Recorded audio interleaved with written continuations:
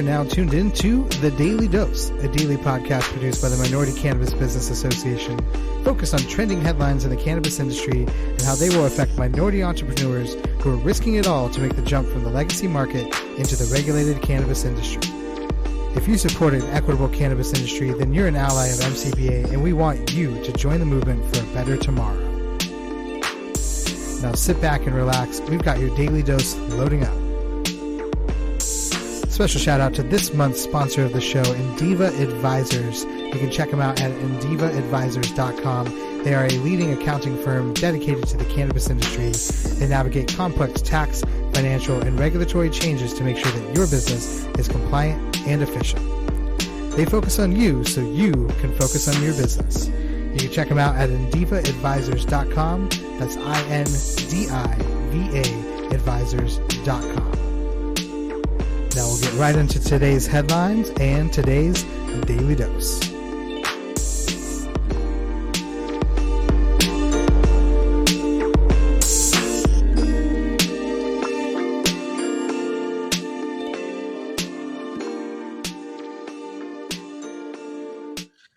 What up, what up, what up? Welcome back to another Daily Dose. I'm your host, Calico Castillo, president of the board of directors here at the Minority Cannabis Business Association. And as always, joined by my co-host, Precious. What up, Precious? What's going on, good people? Welcome to episode 30 of the Daily Dose. Yes, we have crossed that mark. There's been a lot going on. And yesterday, we've had major news coming out of the social media world. So, Calico, I'll let you take it over. Yeah, super exciting. I'm sure if you have any social media account, you probably saw the news yesterday. It actually technically broke on Valentine's Day night, late into the evening by AdCan, that Twitter actually has changed its new advertising policy to reflect that marijuana brands and companies can actually now use their platform.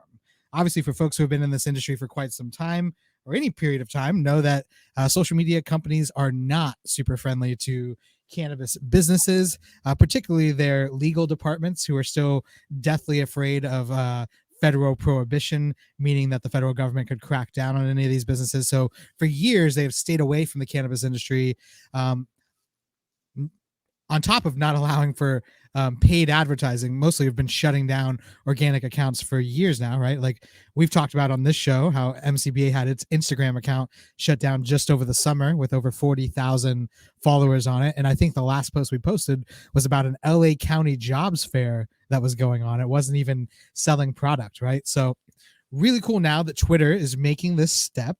For folks who may have been paying attention to the Twitter saga as well, it's been on its own timeline in that Elon Musk of Tesla, SpaceX, and other fame ended up buying Twitter for $44 billion last year. He got a loan for $44 billion to buy Twitter last year. And so in part of his changing of Twitter as a company, they're changing these policies. So this is really interesting to see.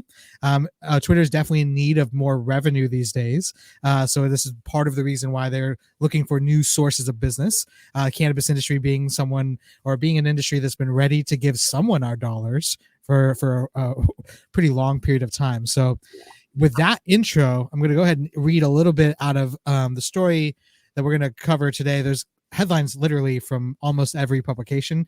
Today, I'm going to actually cover from Marijuana Moment, because I think this is the most nuanced coverage of what has recently happened. The headline out of Marijuana Moment is Twitter's new marijuana advertising policy still doesn't allow ads for marijuana product sales, right? So this is actually a very important nuance when we're talking about the Twitter advertising policy. It is now open. If you are a cannabis company selling THC or CBD related products, you can advertise on the platform, but you cannot talk about your products, right? So this is sort of like a brand awareness play for a lot of people, right? People that want to just let people know about cookies or know about whatever X, Y, and Z brand that they're trying to publicize, but you can't actually sell the product itself in these ads. So reading from the article from Marijuana Moment, Twitter has revised its rules for marijuana advertising, say it will now allow industry participants to, quote, promote brand preference and informational cannabis-related content for CBD, THC, and cannabis-related products and services. but there are still open questions about the practical implications of a new policy. The social media company recently started reaching out to marijuana accounts to inform them of the forthcoming policy change, which was uploaded this week, and says that Twitter now permits, quote, approved cannabis, including CBD advertisers to target the United States. So once again, this is a really important sort of nuance that you can advertise brand preference or informational educational content, but you cannot say, hey, we've got $6 gram Sundays this Sunday, come through and get your favorite strain, right? So it's not on that level, but it does allow us sort of unprecedented access to an ad platform that does have millions of users that it reaches on a daily basis. So another piece of the quote from Twitter's actual rules says advertisers may not promote or offer the sale of cannabis, including CBD. The exception for ads for topical, non-ingestible hemp-derived CBD topical products containing equal to or less than 0.3% THC government set threshold. So to translate, that means if you have a topical product that is less than 0.3% THC, you can advertise sales of it on the platform.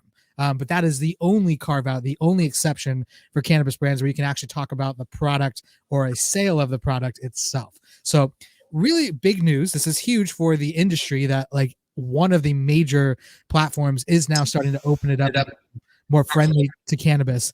But I do think it's really important, once again, that if you are a cannabis brand or company, that you understand the nuances of this new policy before you go out and start putting advertising dollars behind it. So Precious, you run a direct to plant brand.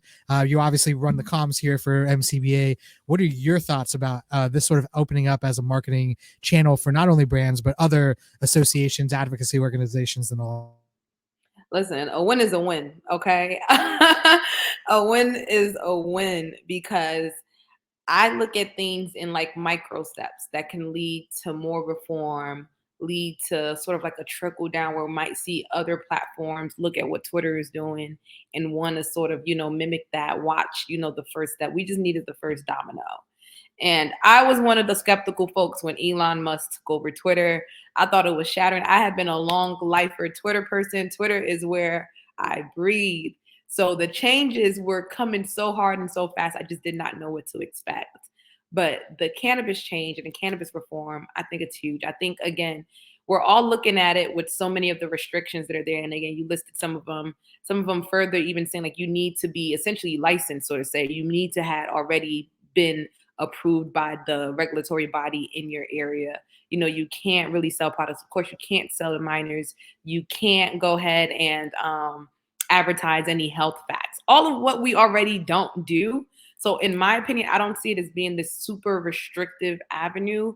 I see it more so of like, again, that first domino that can lead to a larger play for advertising. Again, what a lot of us want as operators when we're looking to, garner consumers or, consumer acquisition is just for folks to know who we are, that we exist. The legacy culture of cannabis has always just been word of mouth. It's so tight. Like, who do you know? Who do you do this? Put me on to your guy, put me on to your girl. And it's still like that even now in the regulated space, But now we're getting armed with tools to be able to broaden that, let people know that there are other brands out there. Here's our mission. I would want to go on there and talk about why I'm doing what I'm doing with my company. Here's some educational facts about this. Here's what's going on with the war on drugs. And here's why my company can be, can talk about it. That's what I'm looking more forward to. I think then when you are able to show that, someone on Twitter can say, hey, let me tap on this link. And then it goes to the website with my products. Again, a win is a win. So I'm going to take this as one of those, again, like Donna here mentioned, set an example and others will embrace. This is just like what we're seeing when we were talking about federal legalization. President Biden, even with his pardons, setting that trickle down effect where we're seeing a lot of states now and governors and legislators go ahead and create expungement programs to get people out of jail. Everyone wants things to happen full force, full blast, when we're literally peeling a systemic portion of the industry that targeted Black and brown people for decades. That undoing is not going to happen overnight. So as a social media person, as a comms person, I'm extremely excited to see how different ways we can take advantage of this, how this will actually turn into, some sort of revenue generating for your companies. Because mind you, also within this policy, your ads are only going to be able to be seen in your area, you know? And I think this gives a little line spaces so you don't have these major companies. Yes, some of them are in multiple markets, but at least now small companies, you also have a chance because you're going to be able to speak directly to folks in your area, folks who you want to see it. I'm in Jersey. Folks in California see my stuff. Great. I'll take it. Again, another win. But I really want folks in Jersey to see it. And it's already established that way. So again, we all know like Instagram has been probably the all-time worst. Our page, Minority Cannabis Business page, was pulled at 34,000 followers for reasons we do not even comprehend or actually literally know. So I think we'll start to see some momentum. I think that Pandora box is going to open. It will be interesting. I am going to be on the feeds. Okay. I want to see what people are going to be doing, how they're going to take advantage of it. Please believe MCBA will find our way in that space to take advantage and put out content that, again, will serve to education and repealing the system of systemic racism, because essentially that still is what cannabis is about. Everyone's worried about, oh, I can't put my gummies up there and say, come and get it. Well, mind you, there's still kids on Twitter too. Like, I'm not really opposed to that. I don't mind it. I would love to see, as technology advances, there's ways to carve out content that children can't see. A win is a win. Yeah, absolutely. I think it's a great point. And obviously some comments in the chat obviously agree that a win is a win. I do think that it is, really awesome, as you said, that this is sort of the starting point, and hopefully we will see this lead to not only Twitter open up even its policy even further, but other platforms starting to open up as well. One of the things I would point out is that when Elon ended up taking over Twitter, he cut and slashed a lot of the workforce, and that led to a lot of other tech companies thinking, oh, I could slash my workforce and work with a little bit less. So, like it or not, Elon Musk is a influencer in the world of business, especially in the tech world. So when he starts to do things, people do pay attention. So the fact that he is now starting to be more friendly with the cannabis industry, I do think you're going to see other people follow suit. One of the things that I think led to this is you probably a month and a half ago, you had saw an article from SF Gate talking about LinkedIn being the new place for the cannabis industry online to be able to come together and to network, right? And it's very true. I think over the last couple of years post-pandemic and through not having as many in-person events, LinkedIn really has been the place that the cannabis conversation is going on. But I think there's about to be a battle where Twitter is very much going to be working to pull a lot of that engagement over to the platform now that they're actually accepting cannabis dollars for advertising. And as Precious said, you're definitely going to see MCBA doing more on Twitter now. I think this gives permission for brands and people to actually put more resources into Twitter because they know it's not going to get shut down, right? Yes. So I do think you're going to naturally start to see more people moving over there. And I'm excited for what that is going to look like for MCBA. I've already been playing a little bit with the ad platform for some of my personal stuff so that we can test it out before doing it for MCBA. But I know we'll be starting to run ads as well. Because everybody should know about, if you believe in an equitable cannabis industry, that you should be joining this organization. And we've never had the opportunity to advertise anywhere, right? So this is something that I would love to be able to put to the test and really be able to see if it works for the cannabis industry. So yeah. Really big deal. Really awesome to see this news out of Twitter, but also want to make sure that I put a link in the chat or in the comments for folks to actually check out the exact ad policy from Twitter, because before you put any dollars into it, make sure that you are crafting your messaging and crafting your ad policies to be in alignment with what they're saying here, because they're giving us the opportunity to do it. If you do it the right way, you're going to be successful. And one of the things that I was on a Twitter space yesterday, listening to some people talk about this. And I do think that, as it pertains to the pricing of advertising, it's a supply and demand thing. Right now, there's probably not as many people on the platform because it's so new that it's probably going to be cheaper to run ads right now than it will be several months from now when they have a lot more engagement from cannabis people competing for those same ad impressions, right? So, try to take advantage of it early. Make sure you're hopping on and learning more about the ad policy, and then thinking about how does it play for your brand or your company or your service as well. So really exciting stuff. Anything else that we should be covering in this pressure? Any interesting angles that you see in terms of like how companies might be able to take advantage of this?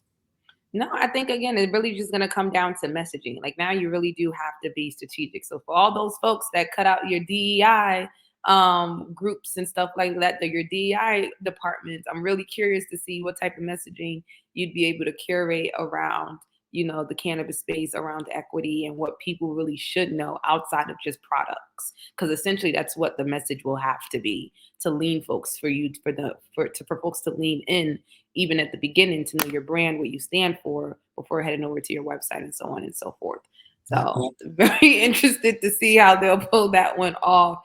And like someone said, like we're seeing a renaissance in and of itself. Shout out to Beyonce. When it comes to the cannabis industry. And again, think of this is a bad example because it has to do with war. And I saw it in like a movie or something like that. But before there's like a big sort of event, there's these micro isms that happen that can lead up to a larger event. So not war, but let's think of something more positive. These are like again those micro events that are happening. Even from when, and I'm thinking back to when MLB had allowed CBD to now be a headline sponsor for the MLB. Things like that are playing into the mainstream of the cannabis culture, and we're still at the very beginning. And I do think we'll see change across many social media platforms. I know it's been tried to be done. Some folks have been trying to build our own cannabis social media platform and somehow get all of us to just go on that. It is one of the hardest things to do, and salute to folks who are still trying to do it. But again, now we have these avenues. So I'm super excited to see how it all fleshes out. Yeah, make sure you're continuing to follow along with the Daily Dose on our podcast, our YouTube, and signing up for our newsletter, because we'll continue to bring more news and information as we learn more about how this is going to affect the cannabis industry. As we were sort of talking about, there are people already running ads on Twitter. I know True Leave, PAX, some other folks had already put out press releases and some ads yesterday on the platform. So it is happening, and it's very exciting, as you said, because we frankly wouldn't be where we are now without sort of the incremental progress that has taken us to get to this point, right? We do all want larger change. We do all want quicker change, but ultimately we live in a country with a very slow system of change. And so it does take these micro events and really building the momentum for the long-term sort of tipping point, which we've clearly already hit, and we are continuing to build momentum. And this is just another example of cannabis continuing to come, like Precious said, into the mainstream and ultimately being taken seriously and being treated like any other industry. So thank you, Precious, for all the work you're doing here at MCBA. Thank you, everyone, for tuning in for another edition of the Daily Dose.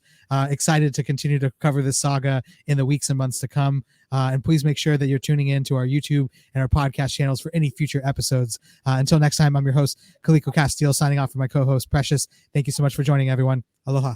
Bye.